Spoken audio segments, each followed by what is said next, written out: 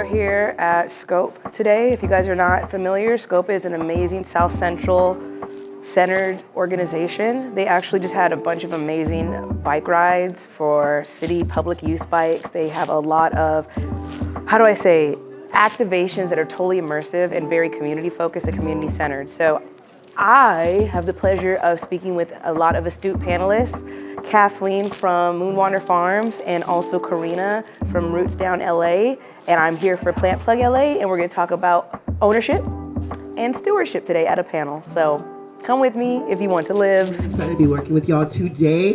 A little bit about Scope. We are a grassroots organization committed to creating social and economic justice for low-income, immigrant, women, femme, Black, and brown communities here in Los Angeles. And to do this, we organize the community, we develop leaders, and we collaborate through strategic alliances.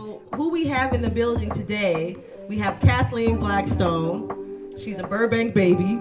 She's a budding artist. Then we also have Ramirez from RootDownLA.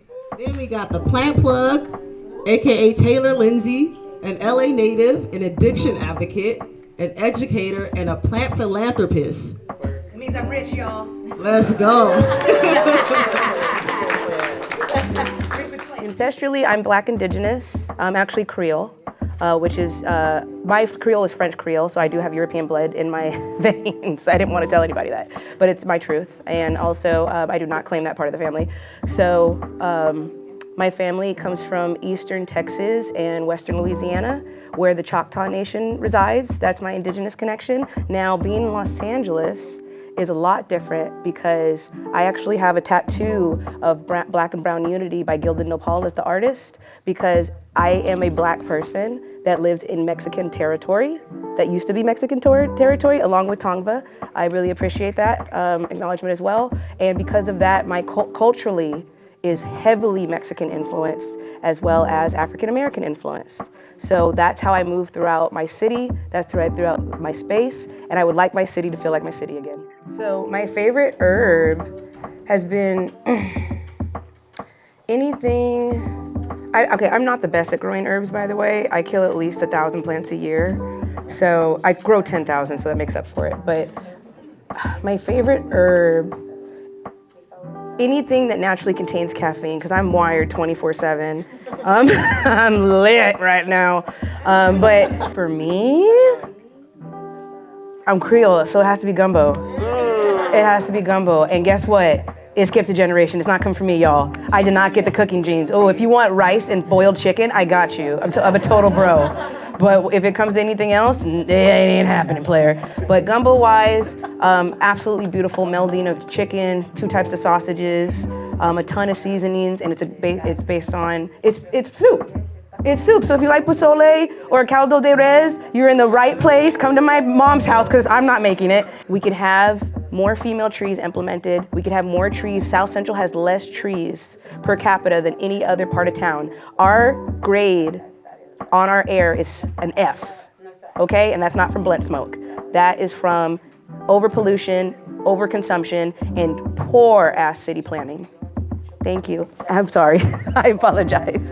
Dang, she was spitting, huh? Bars. So how I believe and how I have experienced mainstream treatment of land is radically different than my personal opinion. How much time do we have? Okay? So mainstream, I want to remind everybody, we live in an individualistic society. A suffocating amount of individuality takes hold of your everyday moves and your decisions, okay?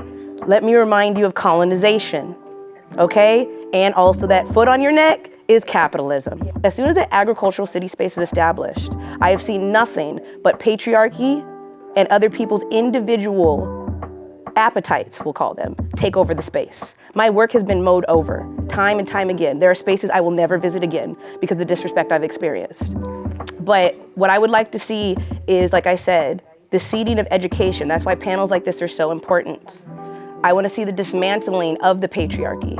I want to see dismantling of so many systems that are killing us in many different ways. Because across the board, no matter what, the 5 things I just listed, if we don't do something about it, and it starts with conversation and calling it to the mat, those things are always going to take hold, especially in the United States of America. And technically, we don't own anything. We need to learn policy.